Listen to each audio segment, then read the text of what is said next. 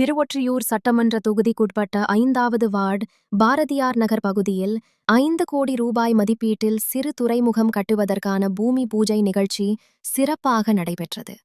இச்சிறு துறைமுகம் அமைக்கப்படுவதன் மூலம் அந்த பகுதியின் அடிப்படை வசதிகள் மேம்படுவதுடன் மீனவ மக்களின் பயன்பாட்டிற்காக இந்த திட்டம் உருவாக்கப்பட்டுள்ளது.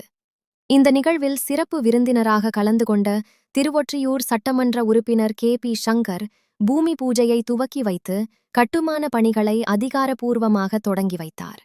இந்நிகழ்வில் மேற்கு பகுதி செயலாளர் வைமா அருள்தாசன், 5வது வார்டு மாமன்ற உறுப்பினர் கே.பி. சொக்கலிங்கம் ஆகியோர் முன்னிலை வகித்தனர்.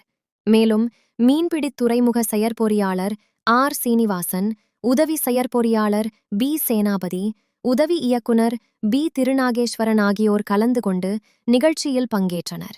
இதனுடன் திமுக முக்கிய நிர்வாகிகள், கட்சி தொண்டர்கள் மற்றும் பொதுமக்கள் பெருந்திரளாக கலந்து கொண்டு பூமி பூஜை நிகழ்ச்சியை சிறப்பித்தனர்.